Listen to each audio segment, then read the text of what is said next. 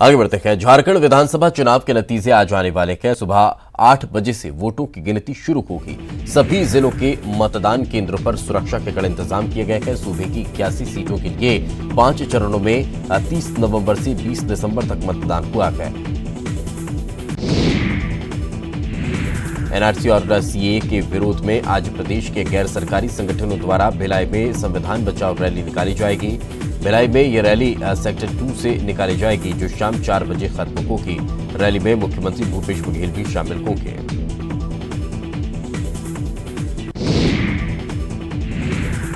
वहीं रैली को लेकर पूर्व मुख्यमंत्री डॉक्टर रमन सिंह ने कहा कि इस मुद्दे को उछालने की कोई जरूरत नहीं है। उनका कहना है कि इस एक्ट को पढ़ने के बाद कोई भी समझ सकता है कि ये केवल राजनीतिक मुद्दा है।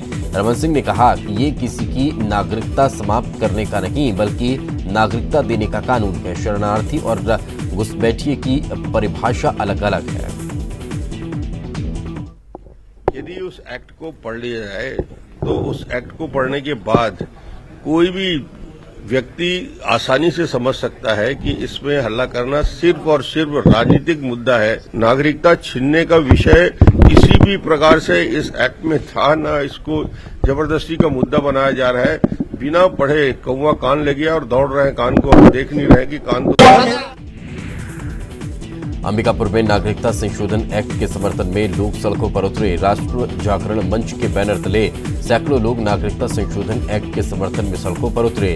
राष्ट्र जागरण मंच के मुताबिक जब से अधिनियम दोनों सदनों में पास हुआ है, कुछ लोग देश में उपद्रव करने के बाद जिस तरह से सरकारी और निजी संपत्तियों को आग के हवाले कर रखे हैं, उसका हम लोग विरोध करते हैं।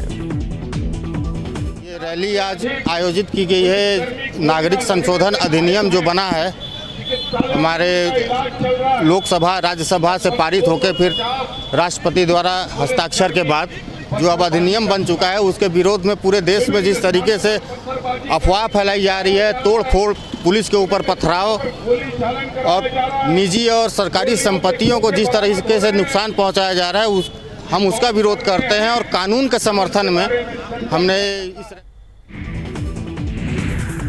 छत्तीसगढ़ में नगरीय निकाय चुनाव के तुरंत बाद भाजपा पंचायत चुनाव की तैयारी में जुटी हुई है। रायपुर में बीजेपी प्रदेश कार्यालय में लगातार 2 बैठकें हुई है। पहली बैठक में नगरीय निकाय के परिणाम के बाद भी रणनीति पर कोर ग्रुप की सदस्यों ने चर्चा की है, जिसमें नगर पालिका, नगर निगम, नगर पंचायत के अध्यक्षों के चुनाव को लेकर जिला से लेकर नगर पंचायत स्तर तक की तैयारियों की रूपरेखा बनाई गई है। वहीं बैठक में आगामी पंचायत चुनाव को लेकर भी खास चर्चा हुई है। पहली बैठक कोर ग्रुप की बैठक में 2 विषय महत्वपूर्ण थे। पहला विषय था कि जो नगरीय निकाय के चुनाव हो चुके हैं, मतदान हो चुका है और 24 तारीख को इसकी गिनती शुरू हो जाएगी और 24 के बाद जैसे ही रिजल्ट आएगा एक प्रक्रिया प्रारंभ हो जाएगी। नगर पालिका, नगर निगम, नगर पंचायत के अध्यक्षों के चुनाव की प्रक्रिया, उसका डेट आ जाएगा। उसके लिए नीचे स्तर में, प्रदेश और जिला स्तर में और जिला से लेकर नगर पंचायत स्तर में हमारी क्या तैयारी होगी, कौन इसके प्रभार में रहेंगे, कौन इसको देखेंगे। नगरीय निकाय चुनाव का परिणाम कल आएगा। निकाय चुनाव के परिणाम को लेकर सारी तैयारियां राज्य निर्वाचन आयोग ने कर ली हैं।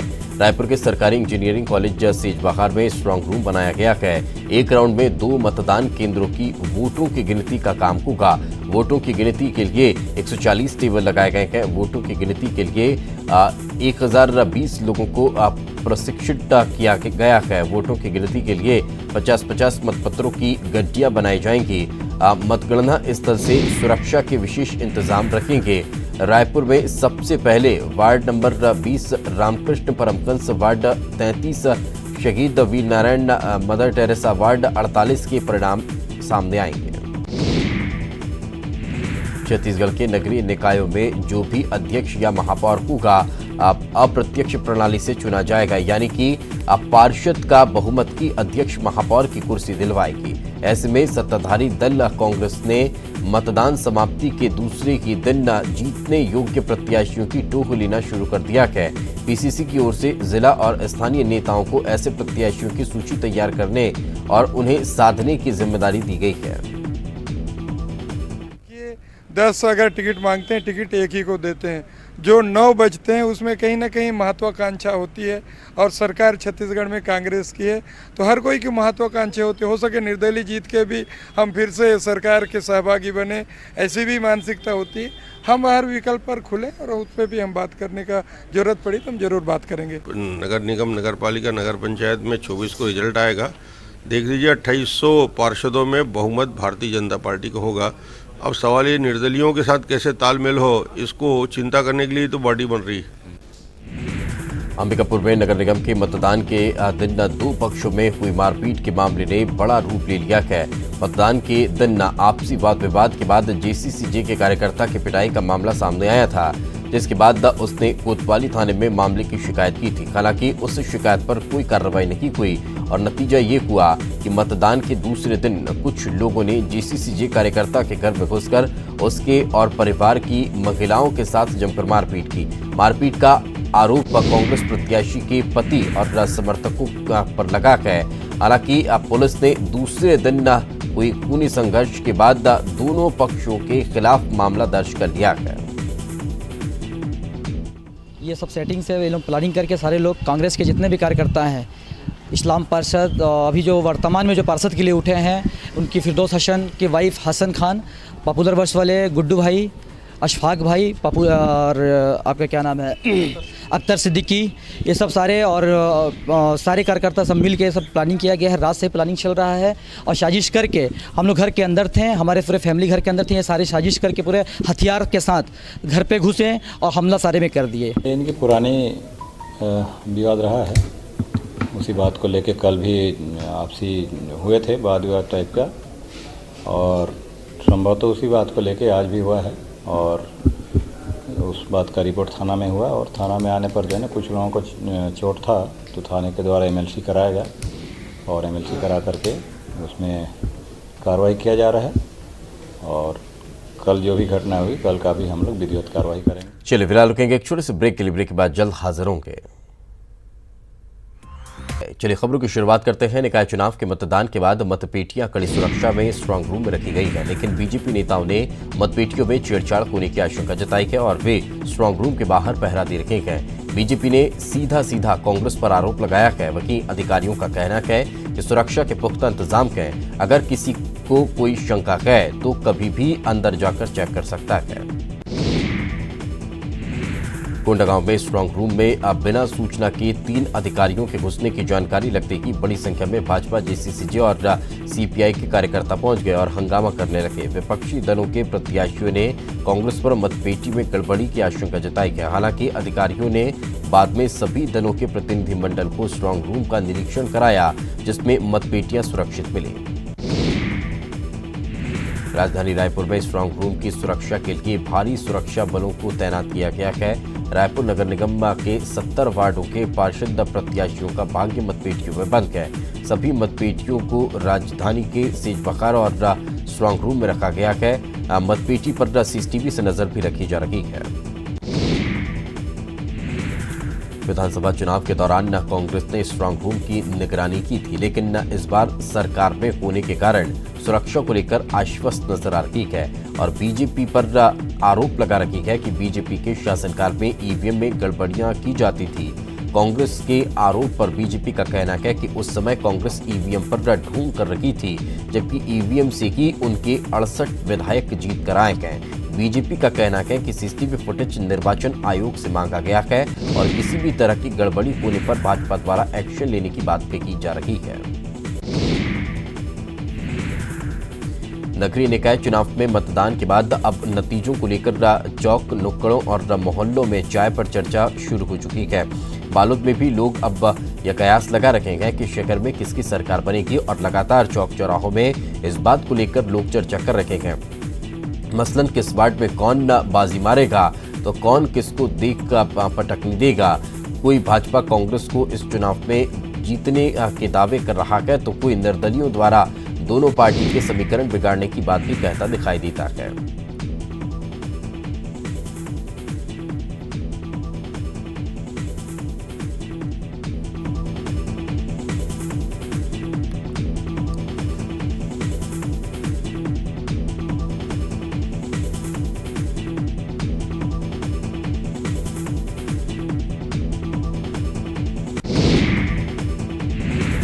पूर्व में Bharat aluminium company limited Balco aluminium और बिजली उत्पादन में अग्रणी भूमिका को निभा रही है। साथ ही प्लांट के आसपास गांव के किसानों का जीवन स्तर सुधारने में भी सहयोग कर रहा है। कंपनी किसानों के लिए खेती में उन्नत तकनीक के लिए वेदांत एग्रीकल्चर रिसोर्स सेंटर की स्थापना की है।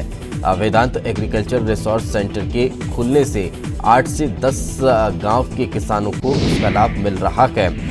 किसान कम लागत से अत्याधुनिक तकनीक अपनाकर ज्यादा मुनाफा कमा रहे हैं। बाल्को के सहयोग को किसान वरदान मान रहे हैं।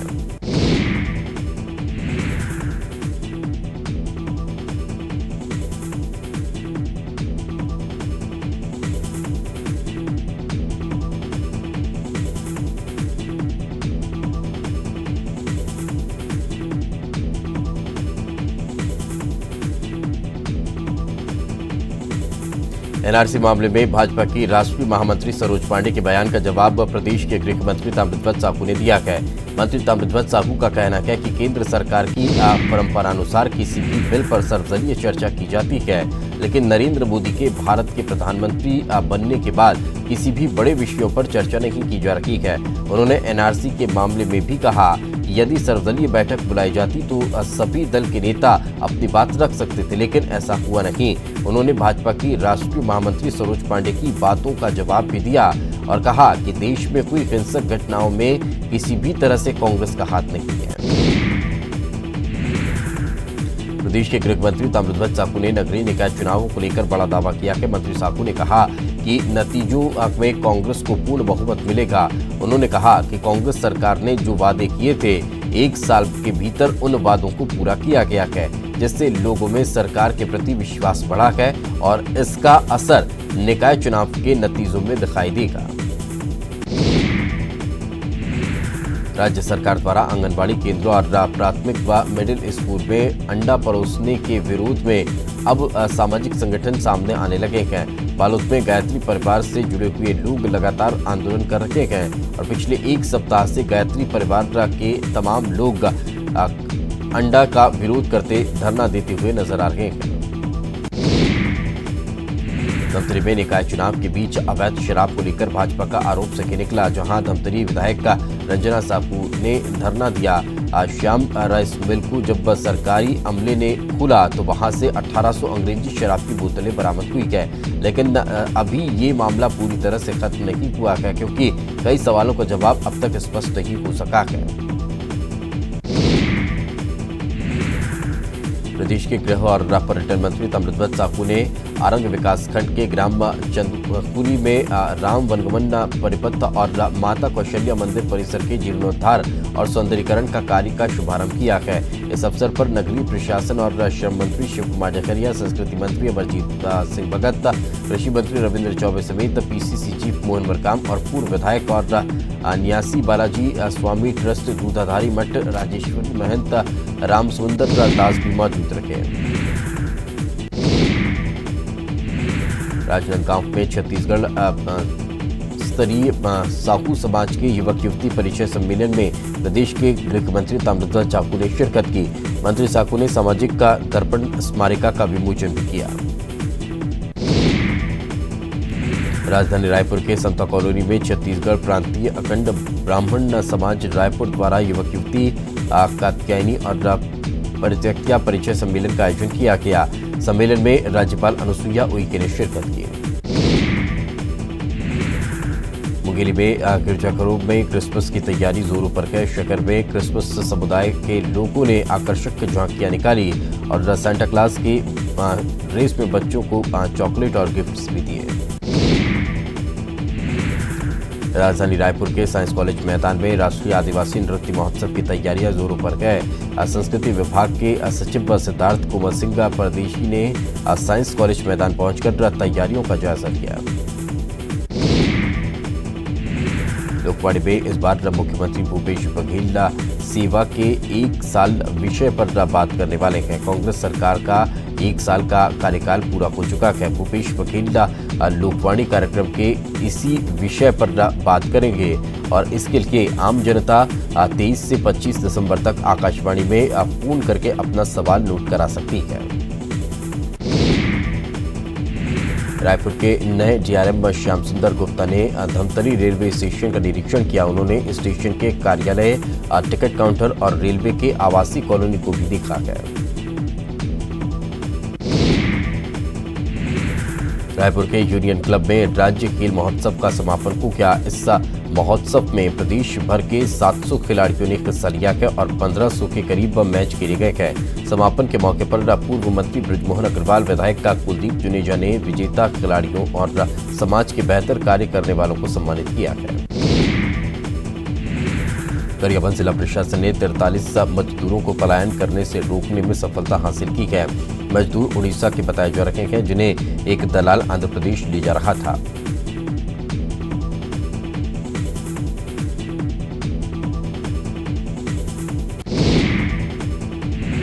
और चलिए इसके साथ इस बुलेटिन में फिलहाल इतना ही। खबरें लगातार जारी हैं।